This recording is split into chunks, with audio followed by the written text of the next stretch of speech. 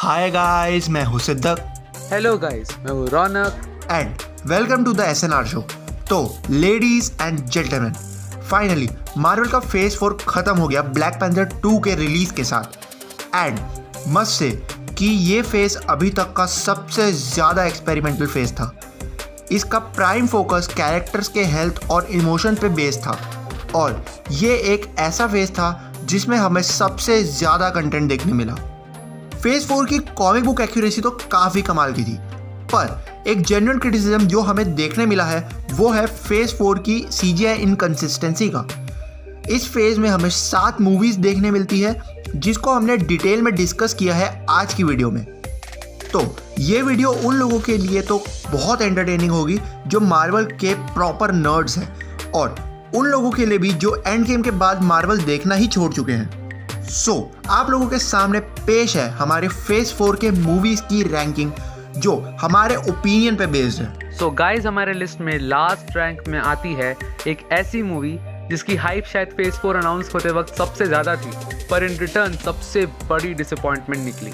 मैं बात कर रहा हूँ थॉर लव एंड थंडर की, जो थॉर फ्रेंचाइज की 4th मूवी थी, और इसको डायरेक्ट करने रिटर्न आए थे टाइका वाइटिटी, जिसने इससे पहले हमें थॉर रैग्नारोक जैसी मास्टरपीस दी थी।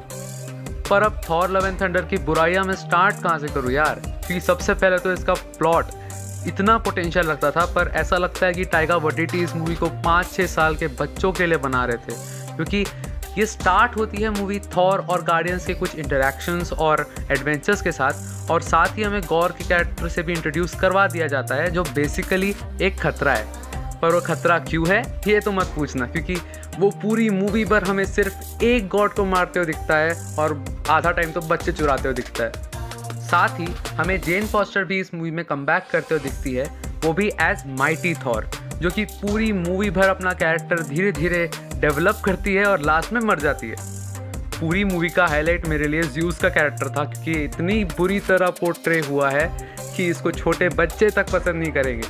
पर अगर हम मूवी की बुराइयां कुछ देर के लिए साइड कर दे, तो मूवी में कुछ पॉजिटिव एस्पेक्ट्स भी थे, कम थे पर थे। और सबसे बड़ा पॉजिटिव एस्पेक्ट था क्रिश्चियन बेल की acting through out the movie. ऐसा लग रहा था कि पूरी मूवी में सिर्फ क्रिश्चियन बेल ही एफर्ट डाल रहे हैं, क्योंकि वो एक्टर ही इतने अच्छे हैं। और मूवी की स्टार्टिंग सीक्वेंस भी काफ़ी अच्छी लगती है, जब हमें गॉर से इंट्रोड्यूस किया जाता है। पर सबसे ख़राब सीन तो यार वो लगता है जिसमें थॉर छोटे बच्चों को अपनी पावर ट्रांसफ़र कर देता है। आई मीन, ये इतना बिजार प्लॉट कौन सोच सकता था। सो फेज 4 की एक और डिसअपॉइंट कर देने वाली मूवी हमारे लिस्ट के 6th पोजीशन पे है, और इनफैक्ट ये इतनी बड़ी डिसअपॉइंटमेंट निकली कि ये मूवी के मेन लीड ने ही उसके प्रोडक्शन हाउस पे केस कर डाला। मैं बात कर रहा हूँ फेज 4 की फर्स्ट मूवी, जो है ब्लैक विडो की।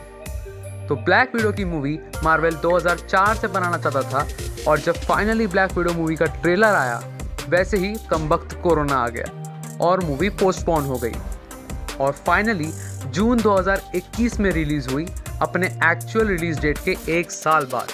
बात करें ब्लैक विडो के प्लॉट की, तो इस सिविल वॉर के इवेंट्स के बाद टेक प्लेस करती है, और इस मूवी में हमें नताशा की फैमिली, जिसमें है रेड गार्डियन, नताशा की मदर मेलिना और उसकी छोटी बहन येलिना, से इंट्रोड्यूस किया जाता है, जो सारे रशियन अंडरकवर एजेंट्स होते हैं, जो एक मिशन पे US में सेटल हो जाते हैं। और जैसे तैसे ये लोग अपना मिशन ख़त्म करके जब US से निकलते ही है, वैसे ही रेड गार्डियन जेल में कैद हो जाता है, और नताशा और येलिना ब्लैक विडो प्रोग्राम में। इसके बाद बहुत बड़ा टाइम जंप होता है सीधा 2016 तक, और हमें ब्लैक विडो और येलिना साथ में आते हुए दिखते हैं, क्योंकि मार्केट में बन चुका है एक ऐसा एंटीडोट जो ब्लैक विडोज को ब्रेन वॉश कर सकता है। उसके बाद कुछ बहुत बुरे और बोरिंग सीन्स के बाद ये मूवी फाइनली ख़त्म हो जाती है। भगवान की कृपा है हम में, क्योंकि ये मूवी मेरे को तो बहुत ख़राब लगी थी। अब बात करें मूवी के कुछ अच्छे एस्पेक्ट्स पर, तो मूवी नताशा रोमानॉफ की ओरिजिन स्टोरी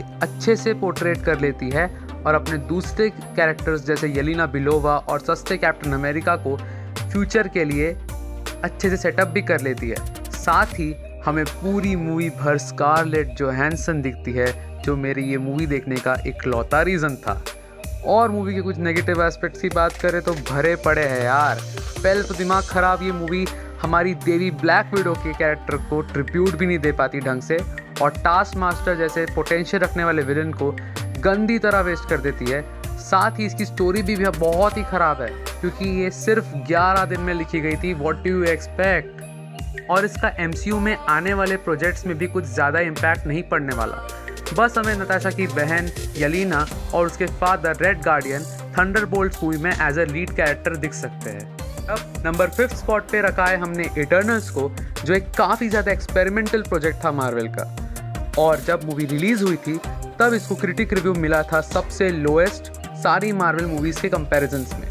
इसकी स्टार कास्ट बहुत ही ज़्यादा बड़ी थी, जिसमें एंजेलिना जोली और हमारे इबू हटेला, जिनकी माँ चुड़ैल की बेटी और बाप शैतान का चेला।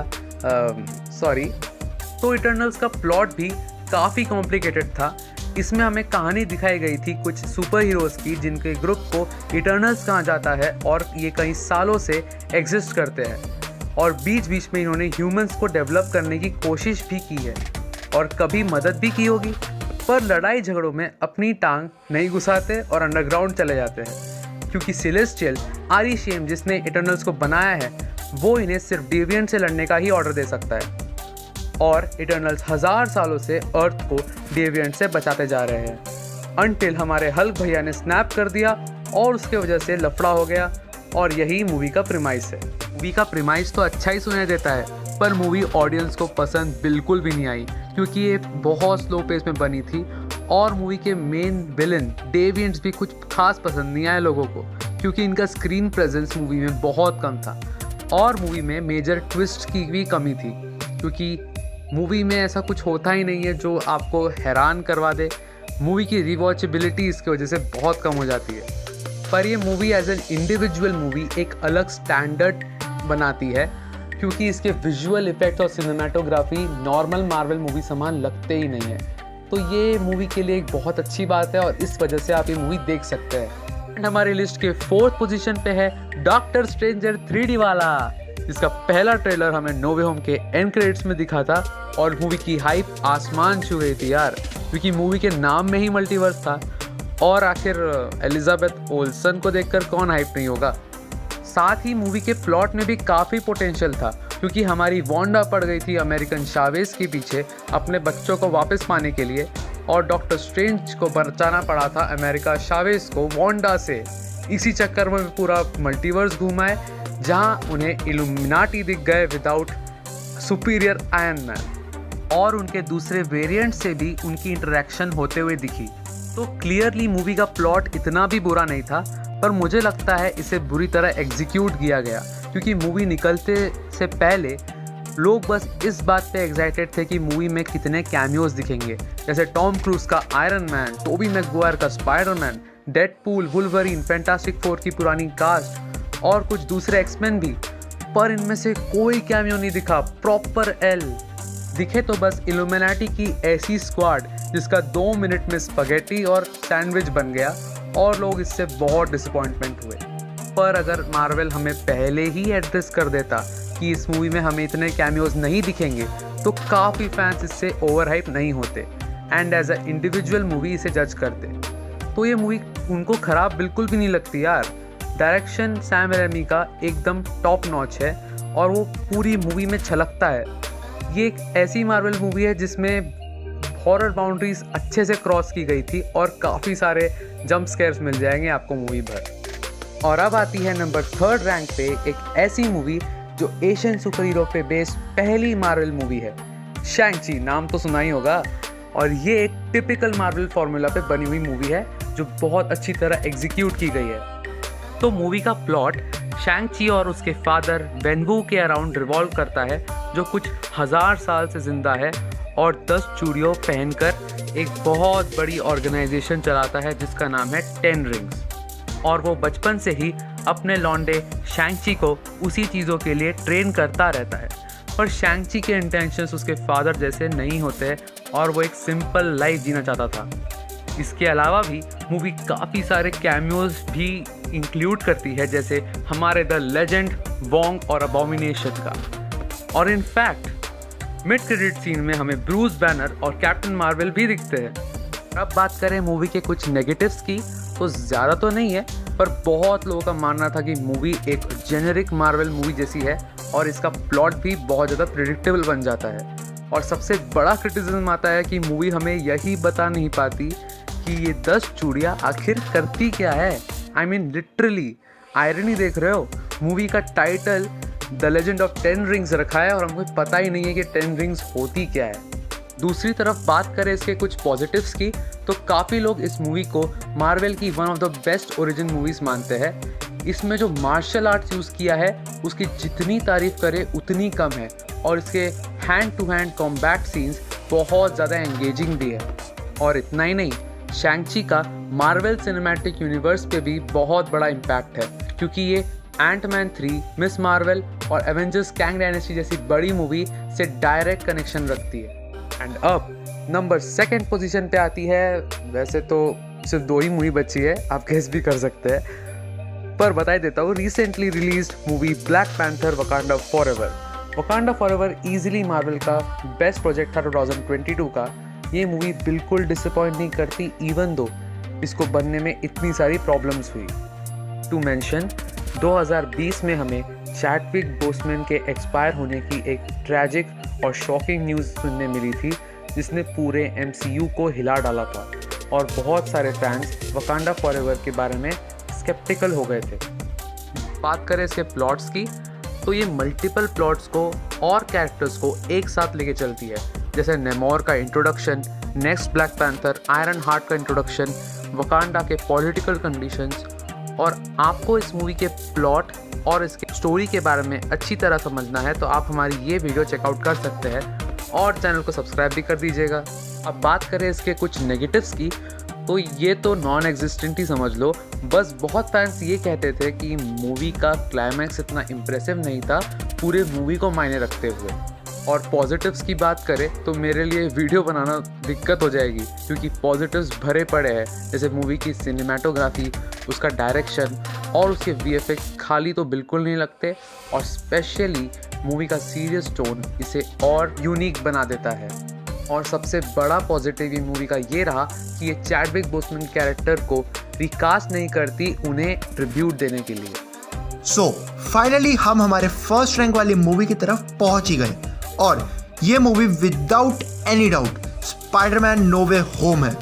ये मूवी को हम लिटरली मास्टरपीस बोलेंगे विदाउट एनी डाउट, क्योंकि हम मार्वल फैंस के लिए तो ये मूवी बिल्कुल एक सपने जैसी थी।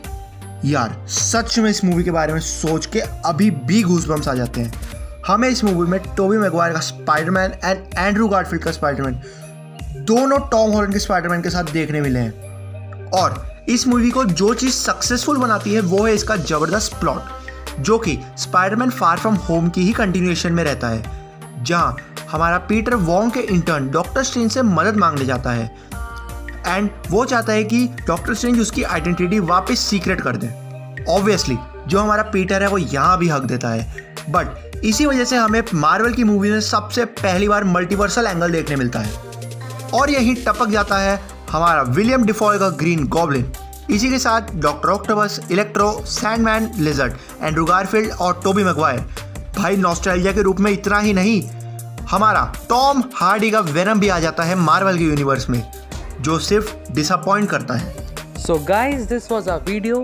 प्लीज़ कमेंट सेक्शन में अपना कमेंट डालना मत भूलिएगा। Your feedback means a lot to us. And guys, अगर आपको वीडियो अच्छी लगी हो तो वीडियो को लाइक करना, चैनल पे फर्स्ट टाइम है तो चैनल को जरूर सब्सक्राइब करना एंड बेल नोटिफिकेशन भी ऑन कर देना एंड अपने दोस्तों के साथ भी ये वीडियो जरूर शेयर करना। सो हम मिलते हैं आपसे नेक्स्ट वीडियो में। Until then bye bye.